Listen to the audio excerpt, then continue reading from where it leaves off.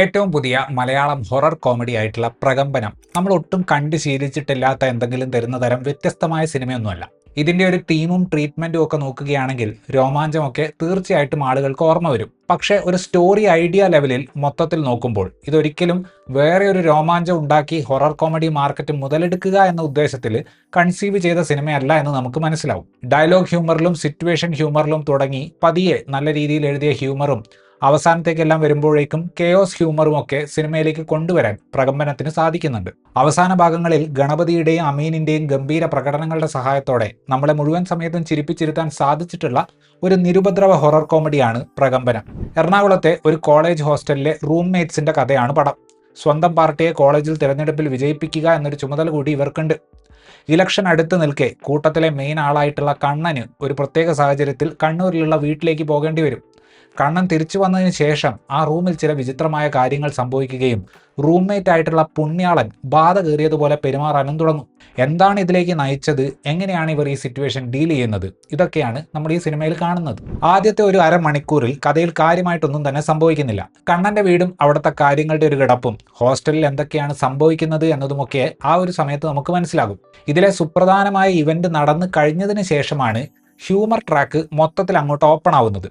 ആ ഒരു സംഗതി തുടങ്ങിക്കഴിഞ്ഞാൽ പിന്നെ പടം താഴോട്ട് അങ്ങനെ പോകുന്നില്ല. കുറച്ച് സ്ലാപ്സ്റ്റിക്കും കുറച്ചൊക്കെ അങ്ങോട്ടും ഇങ്ങോട്ടുമുള്ള കൊടുക്കൽ വാങ്ങലുകളിലൂടെയും പടം തമാശയ്ക്കുള്ള അവസരങ്ങളെ മാക്സിമം ഉപയോഗപ്പെടുത്തുന്നുണ്ട്. ഇതിലുള്ള ഹൊറർ എലമെന്റിൽ നിന്ന് കിട്ടുന്ന സംഗതി വെച്ചിട്ടാണ് എല്ലാ തമാശയും ഉണ്ടാക്കിയിട്ടുള്ളത്. ഇതുപോലൊരു സാഹചര്യം ഉണ്ടായാൽ പ്രായോഗികമായിട്ട് സംഭവിക്കാൻ സാധ്യതയുള്ള കാര്യങ്ങളിലേക്കും പടം പോകുന്നുണ്ട്. എനിക്ക് വ്യക്തിപരമായിട്ട് അതിൽ ഏറ്റവും ഇഷ്ടപ്പെട്ടത് വളരെ ക്ലീൻ ആയിട്ടുള്ള ഹോസ്റ്റൽ റൂം കാണിച്ച സീക്വൻസ് ആണ്. എന്ത് തരം ഹൊറർ എലമെന്റ് ആണ് പടത്തിലുള്ളത് എന്ന് അവർ എസ്റ്റാബ്ലിഷ് ചെയ്തതിന് ശേഷം കുറച്ചു നേരത്തേക്ക് നടക്കുന്നത് സിറ്റുവേഷണൽ കോമഡിയാണ്. ഇത്തരത്തിലുള്ള സിനിമകളിൽ ത്രൂ ഔട്ട് ഒരേ തരം തമാശ പറഞ്ഞ് പിടിച്ചു നിൽക്കാൻ പറ്റില്ല. ഒരു ഘട്ടം കഴിഞ്ഞാൽ കഥയിൽ കുറച്ചുകൂടി ഡ്രാമ കൊണ്ടുവരണം, അതിലൂടെ കഥ മുന്നോട്ട് നീങ്ങണം. രണ്ടാം പകുതിയിലേക്ക് വരുമ്പോൾ ഈ പറഞ്ഞത് സാധിച്ചെടുക്കാൻ വേണ്ടിയിട്ട് പടം അതിൻ്റെ ലൊക്കേഷൻ ഒന്ന് മാറ്റിപ്പിടിക്കുന്നുണ്ട്. അതുവരെ ഉണ്ടാക്കിയിട്ടുള്ള പല സബ് പ്ലോട്ടുകളും പിന്നെ ഈ ഒരു പ്രശ്നത്തിന് പരിഹാരം കണ്ടുപിടിക്കാനുള്ള ശ്രമങ്ങളും അങ്ങനെ സെക്കൻഡ് ഹാഫിനെയും എന്റർടൈനിങ് ആക്കുന്നുണ്ട്. രാജേഷ് മാധവൻ വരുന്ന ഭാഗത്തേക്ക് എത്തുമ്പോൾ പടം കുറച്ച് ജനറിക് ആയിട്ടുള്ള എൻഡിങ്ങിലേക്ക് പോകും എന്നാണ് ഞാൻ കരുതിയത്. പക്ഷേ സ്വല്പം സ്പൂഫ് സ്വഭാവത്തിലുള്ള ഹ്യൂമർ അവിടെ പ്ലേസ് ചെയ്തുകൊണ്ട് ആ ഭാഗത്തെയും അവർ രസകരമാക്കുന്നുണ്ട്. ഒരു അലർച്ച ഫെസ്റ്റിവൽ ആയിട്ടുള്ള ഇതിന്റെ അവസാനത്തെ മൊമെന്റുകളിൽ സാമാന്യം നല്ല വിഷ്വൽ എഫക്ട്സും അഭിനേതാക്കളുടെ മികച്ച പ്രകടനവും നമുക്ക് കാണാൻ സാധിക്കും. കണ്ണൻ എന്ന മെയിൻ കഥാപാത്രത്തെ അവതരിപ്പിക്കുന്നത് ഗണപതിയാണ്. മറ്റു കഥാപാത്രങ്ങളുമായിട്ട് താരതമ്യം ചെയ്യുമ്പോൾ അത്രയ്ക്ക് ആനിമേറ്റഡ് അല്ലാത്ത കൂട്ടത്തിലെ ക്യാരക്ടർ കണ്ണനാണ്. എന്നാൽ ചില സ്ഥലങ്ങളിൽ അങ്ങേയറ്റം പേടിക്കുന്നത് അഭിനയിച്ച് കാണിക്കാനുള്ളത് ഗണപതി വളരെ റിയൽ ആയിട്ട് പെർഫോം ചെയ്തിട്ടുണ്ട്. പെർഫോം ചെയ്യാനുള്ള സ്കോപ്പ് വെച്ച് നോക്കുമ്പോൾ ഏറ്റവും ഇൻട്രസ്റ്റിംഗ് ആയിട്ടുള്ള ക്യാരക്ടർ ലഭിച്ചിട്ടുള്ളത് സാഗർ സൂര്യയ്ക്കാണ്. നോർമൽ ആയിട്ടുള്ള വേർഷൻ ഓക്കെ ആയിരുന്നു, പക്ഷേ ട്രാൻസ്ഫോർമേഷൻ സംഭവിച്ചതിന് ശേഷമുള്ള ഭാഗം കുറച്ചുകൂടി ബെറ്റർ ആയിരുന്നു. എനിക്ക് ഏറ്റവും ഇഷ്ടപ്പെട്ടത് ചില സ്ഥലങ്ങളിൽ കാണിക്കുന്ന ബാധ കയറിയതിൽ നിന്ന് നോർമൽ ആകുന്ന ട്രാൻസിഷൻ മൊമെന്റുകളിലെ അഭിനയമായിരുന്നു.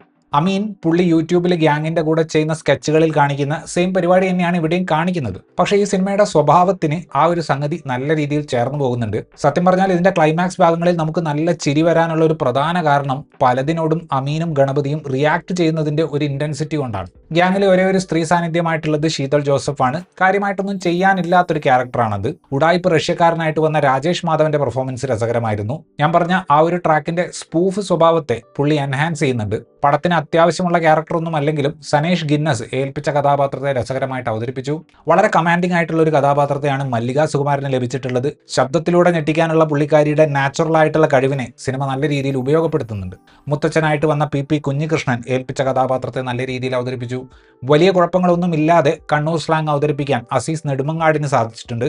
കലാഭവൻ നവാസിന്റെ ഏറ്റവും അവസാനത്തെ സിനിമയായിരുന്നു പ്രകമ്പനം. വേറെ ഒരു ശബ്ദത്തിൽ നമുക്ക് അദ്ദേഹത്തെ ഈ സിനിമയിൽ കാണാൻ സാധിക്കും. വിജേഷ് പനത്തൂർ സംവിധാനം ചെയ്തിട്ടുള്ള പ്രകമ്പനം വളരെ സിമ്പിൾ ആയിട്ടുള്ള ഒരു ഹൊറർ കോമഡിയാണ്. പക്ഷേ ജനറിക് ആകാവുന്ന സീനുകളെ പോലും നമ്മളെ നല്ല രീതിയിൽ ചിരിപ്പിക്കുന്ന സീനുകളാക്കിയിട്ട് മാറ്റാൻ ഈ സിനിമയ്ക്ക് സാധിക്കുന്നുണ്ട്. ഒരുപാട് ട്രാക്കുകൾ ക്രിയേറ്റ് ചെയ്തുകൊണ്ട് അവസാന ഭാഗത്തേക്ക് വരുമ്പോൾ അതിനെല്ലാം നല്ല രീതിയിൽ മിക്സ് ചെയ്തുകൊണ്ട് ഇത്തരത്തിലുള്ള സിനിമകൾ വർക്ക് ചെയ്യാൻ ആവശ്യമായിട്ടുള്ള ആ ഒരു ബഹളവും അതിലൂടെ ഒരു ക്ലൈമാക്സും ഉണ്ടാക്കിയെടുക്കാൻ വിജേഷിനും രചയിതാവായിട്ടുള്ള ശ്രീഹരിക്കും സാധിക്കുന്നുണ്ട്.